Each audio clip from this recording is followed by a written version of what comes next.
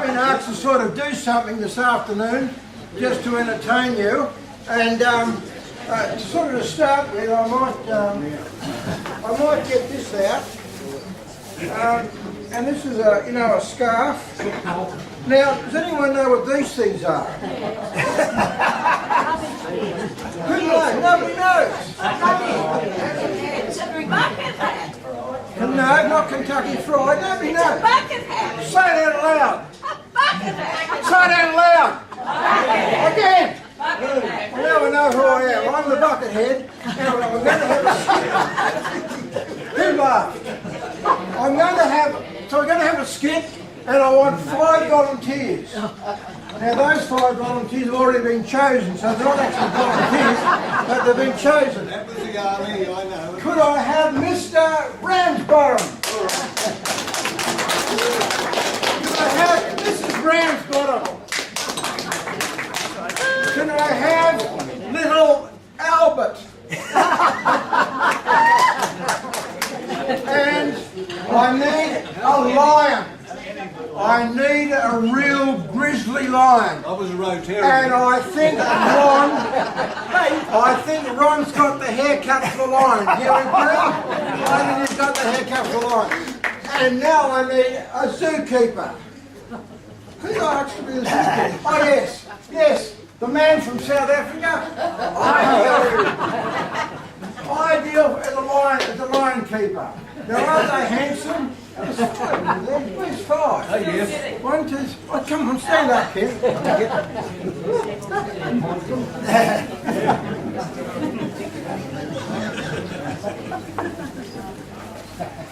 Now, we know what Ken is, don't we, without having to be introduced him. Turn around, mate. We know what these are, don't we? He's got to have one of these. He's only a little bloke. Now here's my lion keeper. Again, you're. Yeah, you're right. And we need a Mr. and Mrs. Longbottom, Ramsbottom. Ramsbottom. Does that look pretty good?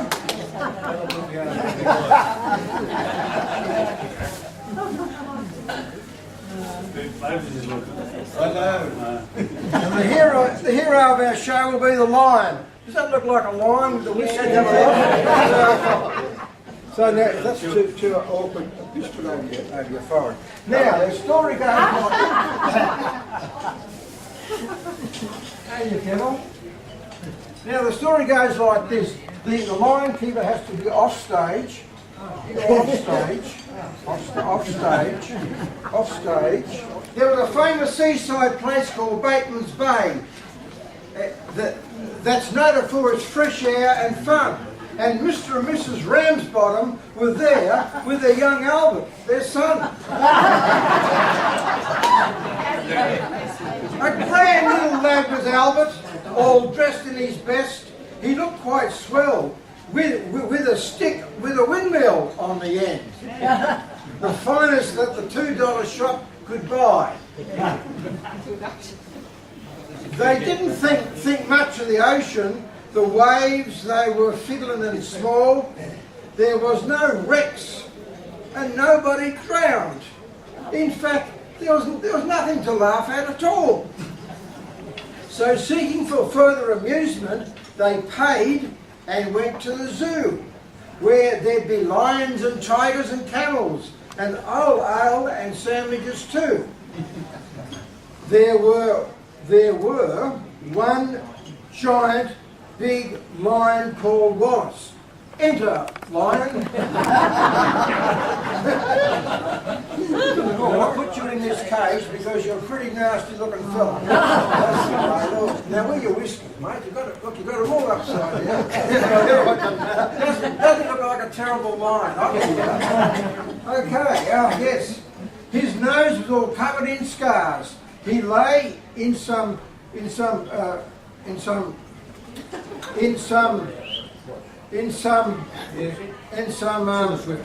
placid position with the side of his face on the bars. Right, there we are. Now Albert had heard about lions, how they were ferocious and wild, and to see Wallace lying so peaceful, well, it didn't seem right to the lad. So straight away the brave little fella, not showing a remorse of fear, took his stick with the windmill on and pushed it in Wallace's ear.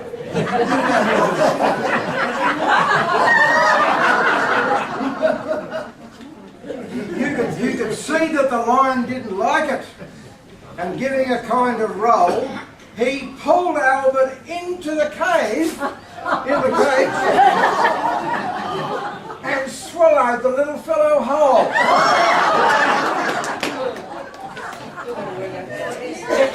Excellent. Then Ramsbottom, Mr. Ramsbottom, who had seen the occurrence and didn't know what to do, said, Mother, yon lion, he's eaten Albert. Mother, what's your reply? Well, I am vexed. Then Mr. and Mrs. Ramsbottom, quite rightly, when all is said and done, complained to the zookeeper that the lion had eaten their son. The keeper was quite nice about it and said, Oh my God, what a nasty mess. Has he eaten your boy? You sure? And it's Friday too. and what does Mr. Ramsbottom say? Sure, I'm sure. There is his devil horns. And his cap. Oh, yeah, this is supposed to be lying on the floor. Yeah, we'll pick that up. Put it over there. Okay, so poor old Albert's. Righto, yeah. So now the zookeeper said what to do, and Mr. Ramsbottom said, "Yon lion has eaten Albert, and in his Sunday best too." And Mother said, right, young fellow, I think it's a shame and a sin that a lion should go and eat Albert, and after we'd paid to come in. Now the zookeeper wanted no trouble, saying, how much to settle this matter? And Ramsbottom said, what is the usual amount to pay? But Mother had turned a bit awkward when she thought where Albert had gone. And she said, no, someone's got to be summoned. We'll take the lion home. There is a lump in his tummy. Albert must be inside.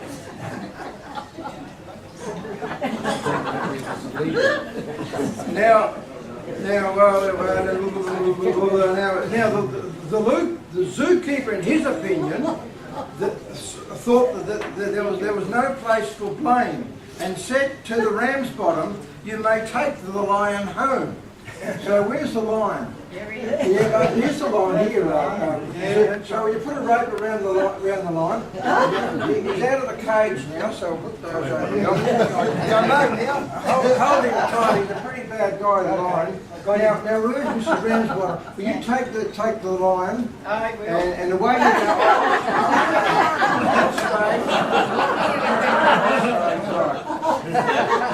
Now, what happens now?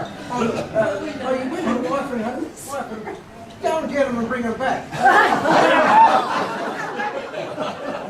Will you wait there for me? Where's the lion?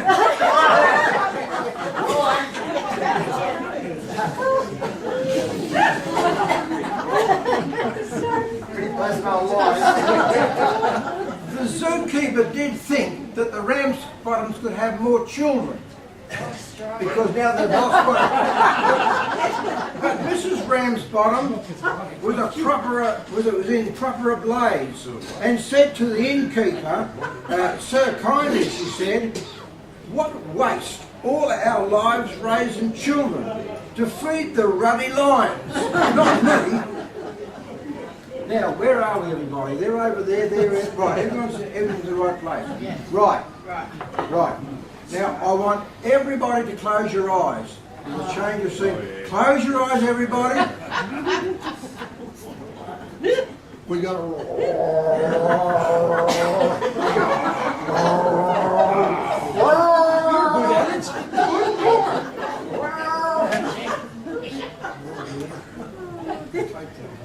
Close your eyes, everybody. You hear a lion growling? Where's the lion?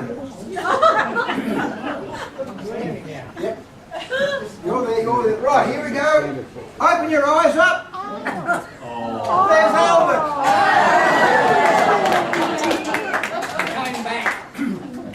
The lion has been sick.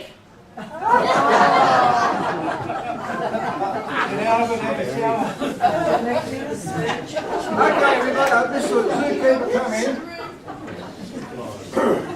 Come in right nice and close. Would you give Mr. Ramsbottom a hand? Mrs. Ramsbottom, the lion, young Albert,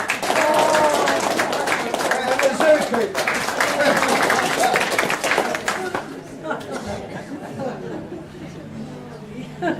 Okay, that's great. Thanks everybody, it's been a wonderful audience. And what's my name again? Wagga, that's right.